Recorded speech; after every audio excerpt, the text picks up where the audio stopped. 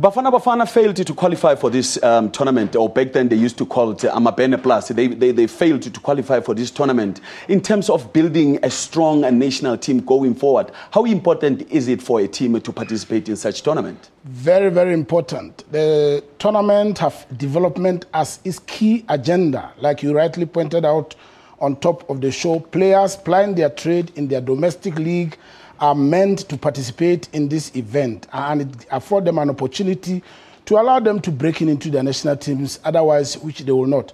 It's not only South Africa that did not qualify, Ghana did not qualify. And Ghana were knocked out by Ivory Coast on a technicality because they beat Ivory Coast 2-1 in Accra and lost 1-0 in Abidjan. And on a away goal rule, they move into the tournament. Ghana and South Africa are out, and this afternoon, Ivory Coast will be pitting their strength against the host Rwanda in a match that will have a defining moment for the host Rwanda.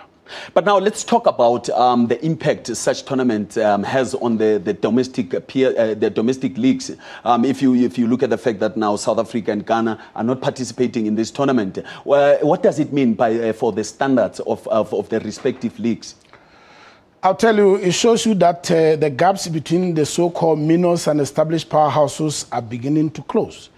And I will also tell you that at the end of the day, gone were the days when you stroll onto the park and think results are there for the taking. Every country is beginning to take football very seriously. And just the other few days back, the former UN Secretary, Kofi Annan, alluded that football has a platform to enrich and help African youth who otherwise might be jobless. So football must be taken seriously. And the teams that have qualified, it shows that their leagues are improving. Sometimes the league can be awash with a lot of money, but having money is one thing as opposed to on the green grass where the technique and the skill and the flamboyance and the ability to locate the net is found. And when you found out South Africa didn't qualify and being graded as one of the best 10 leagues in the world, it raises a lot of question marks as whether there's a lot of money and on the field there's no quality, or as whether there's quality and the money is just cherry on the top. Let's forget those that didn't make it to the tournament and talk about teams that are participating there. Which teams should you say we need to be on the lookout for, and why? Angola. Angola was a team that showed South Africa the flame, and I think they are not going there for a holiday. Established powerhouses, Nigeria are there. They reached Rwanda, I think, 2 days ago, and they signaled their intent. Of course, the host, Rwanda, we recall in 1994, there was a genocide in that country. And given that historical context with 2016, where they are hosting the event and the whole country is coming together, it tells you and shows you the power of sports in as far as making countries to be one and to be united. And for me, it's a very significant achievement for Rwanda as a country to be able to pull this off, not only in terms of their players, but also social amenities and infrastructure.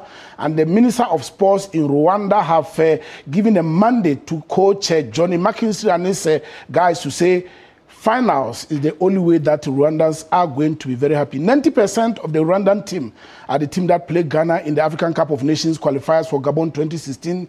And Ghana only grinded a last-minute goal by Wakasu to win 1-0. It tells you that Rwanda goes into this tournament as a very strong one. But you cannot discount Ivory Coast. The reigning champions of Africa, as we speak now, they've got what it takes also to make an impact. And I think this afternoon, it will give us an indication, because after that game, Morocco will also play Gabon, who are the hosts of 2016. A number of interesting fixtures to look out for, and it's going to be very interesting. But now let's talk about the host, Rwanda, in this case, where the expectations rather are so high. What sort of pressure does it put on the team as they're about to kick off the tournament this afternoon? If you are scared of the heat, get out of the kitchen. Football is part of pressure, and pressure is an everyday life. And the coach have alluded to that. He has acknowledged and accepted that is part of pressure. But I think with that pressure comes a responsibility for you to perform in front of your fans, because the fans are the 12th player to ignite and inspire you to dig the best from within your soul and to give the best on the field of play and make your countrymen very happy. I think Rwanda will have a belief that it can be done, because if they can hold a Ghana blast house to the likes of Andre Ayew, Jordan Ayew, Wakaso, and many household names across the globe, they can be able to hold players from across the African continent who haven't gone to overseas yet. Malume, thanks a lot for your insight. God bless you. Thank you very much. That was SABC soccer analyst Cudjo Amankwa. Moving to